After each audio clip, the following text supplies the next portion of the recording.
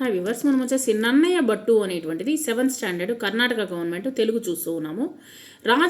రాజమహేంద్రవరాన్ని రాజధానిగా చేసుకుని క్రీస్తు శకము 1019 నుంచి 1061 వరకు రాజరాజ నరేంద్రుడు అనేటువంటి రాజు చాళుక్య రాజు పరిపాలించాడనమాట. ఈ యొక్క కాలంలో అతని ఆస్థానంలో కవిగా కులగురువుగా నన్నయ్య భట్టు అనేటువంటి వాడు ఉండేవాడనమాట.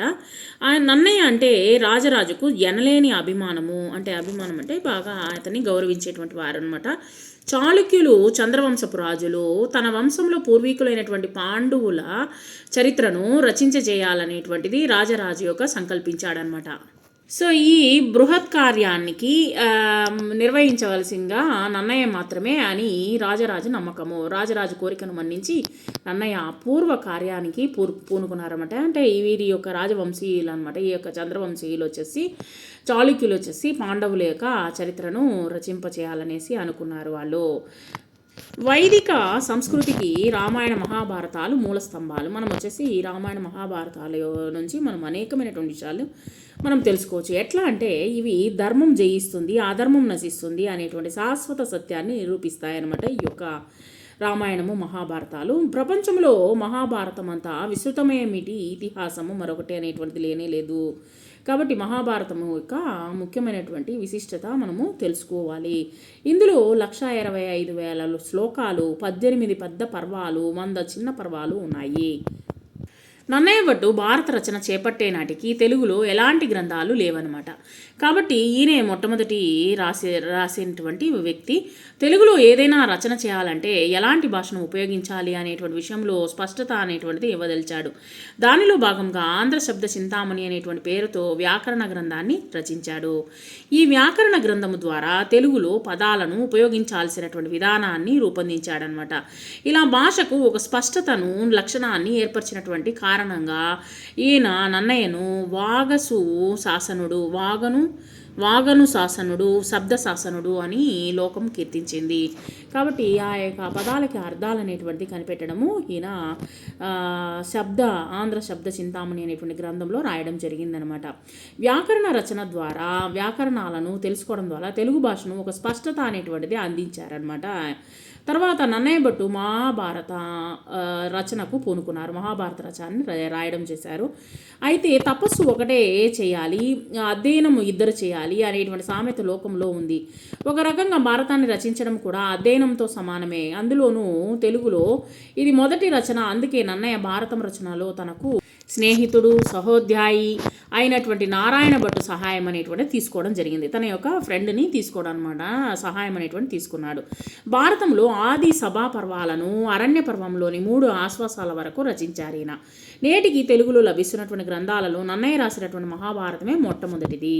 ఇలా తెలుగు భాషలో మొదటిగా గ్రంథ రచన అనేటువంటి చేసినటువంటి కారణంగా నన్నయ్య భట్టిని ఆది కవిగా ఆంధ్రదేశం కీర్తించారనమాట. తర్వాత మహాభారత రచనలో సౌలభ్యం కోసము నన్నయ్య సంస్కృతంలో వ్యాసుని లాగానే భారతాన్ని 18 పర్వాలుగాను వాటిని ఆశ్వాసాలుగాను విభజించారు. ఈ పర్వాలలో కౌరవ పాండవుల కథ ప్రధానంగా చెప్పడం జరిగింది. ఈ కథతో పాటు మాతృభక్తి, పితృభక్తి, గురుభక్తి, స్నేహము, దానగుణము, త్యాగము మొదలైన అంశాలను కూడా నన్నయ్య చెప్పదలిచాడు. ఇవన్నీ మనము ఈ యొక్క మహాభారత కథలో నేర్చుకోవచ్చు అనమాట. అలాంటి అంశాలను చెప్పడం కోసమే ఈ పర్వాలలో ఆఖ్యానాలు, ఉపాఖ్యానాలు పేరుతో కథలను చేర్చారు. ప్రతి కథలోనూ ఒక చక్కని సందేశాన్ని ఇచ్చాడు. ఇలాంటి సందేశాన్ని ఇచ్చేటువంటి కథలను కూడా ప్రధాన కథకు అనుబంధంగా చేర్చడం వల్ల మహాభారతము సుసంపన్నమైనటువంటిది. అంటే దాంట్లో వచ్చేసి మనము అనేకమైనటువంటి విషయాలను మనం నేర్చుకోవచ్చు అనమాట. నన్నయ్య భట్టు తన కవిత్వ లక్షణాలను భారత కథలో స్పష్టం చేశారు. ప్రసన్నంగా ఉండాలన్నాడు, అక్షర రమ్యత ఉండాలన్నాడు. తర్వాత అతను తనకు తాను నానా రుచితార్థ సూక్తినిది అన్నాడు. మహాభారతాన్ని అనువదించేటప్పుడు మూలాన్ని యథాతథంగా తెలుగులోకి తీసుకురావాలని నన్నయ్య అనుకోలేదు. సాధ్యమైనంత వరకు తెలుగు భారతాన్ని నన్నయ్య స్వతంత్ర కావ్యంగా తీర్చిదిద్దాడు. రాజరాజు కోరిన విధంగానే మూలంలోని అర్థం తెలుగులో వచ్చేటట్లుగా రచించారనమాట ఈయన. అయితే మహాభారతం దేంట్లో ఉనింది అంటే సంస్కృతంలో ఉనింది. కావ్య మాధ్యమము విషయంలో కూడా ఈయన నన్నయ్యకు ఎన్నో సమస్యలు ఎదురయ్యాయి. సంస్కృత భారతము శ్లోకాల్లో ఉంది. కాళిదాసాది కవులు రాసినటువంటి మహాకావ్య కావ్యాలు పూర్తిగా ఒక ఆశ్వాసము, ఒక ఛందస్సులోనే రచించబడ్డాయి. అయితే నన్నయ్యకు ముందు కన్నడములో పంప, పొన్న, రన్న అనేటువంటి కవులు చంపు అనేటువంటి కావ్యాలను రాశారనమాట. వీటిలో రసానుసారంగా, రసానుగుణంగా వివిధ పద్యాలను రాస్తూ మధ్య మధ్య వచనం రాయడము ఉంటుంది. ఈ విధంగా రాయడాన్ని కన్నడ పాఠకులు హర్షించారు. కన్నడంలో చిరకాలంలోనే పంపాదులు గొప్ప కీర్తి గడించారు. దాన్ని గమనించినటువంటి నన్నయ్య ఏం చేశారంటే తాను కూడా మహాభారతాన్ని చంపు పద్ధతిలోనే రచించాడు. దీన్ని తెలుగువారు కూడా ఆదరించారు. సరే, సంస్కృతంలో నుంచి అనువదించడం జరిగిందనమాట. అనువాద విషయంలో నన్నయ్యదే ఒరవడి. ఎలా అంటే, ఎందుకంటే కన్నడంలో పంపాదులు, తమిళంలో పెరుందేవనార్ భారతాన్ని రాసేటప్పుడు చాలా స్వతంత్రం వహించారు.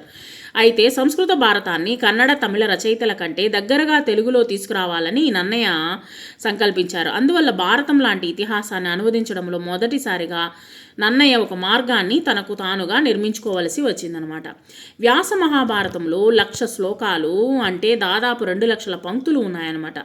ఇంకా సుదీర్ఘమైనటువంటి కావ్యం ప్రపంచంలోనే మరొకటి లేదు. దీన్ని దాదాపు సగానికి తగ్గించారు తెలుగు కవులు.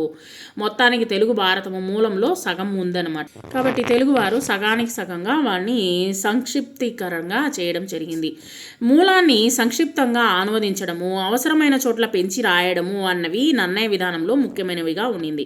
కొన్ని చోట్ల మూలంలో లేని విషయాలను కల్పించి రాయడము, మూలంలో ఉన్న వాటిని మార్చి రాయడము కూడా కనిపిస్తూ ఉంది.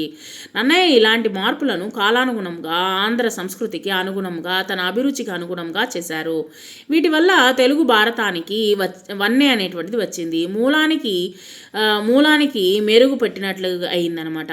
నన్నయ్య తన రచనలో మొదట అర్థానికి మరియు శబ్దానికి ప్రాధాన్యం అనేటువంటిది ఇవ్వడం జరిగిందనమాట. కాబట్టి నన్నయ్య చేసినటువంటి అనువాదం తెలుగులోకి వరం అనమాట. మనకు ఒక వరప్రసాదంగా మనము భావించాలి.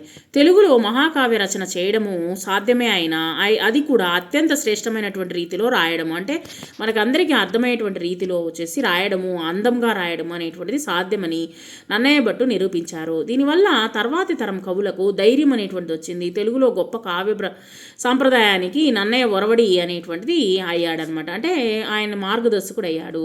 ఇలా నన్నయ్య భట్టు మొత్తం తెలుగు సాహిత్యానికి మార్గదర్శకులయ్యారు. ఆయన చూసి అనేకమైనటువంటి కవులు ముందుకు వచ్చి అనేకమైనటువంటి సాహసం చేసి ఆ యొక్క సంస్కృతంలో ఉన్నటువంటి మహాభారతాన్ని తెలుగులోకి అనువదించడము జరిగింది.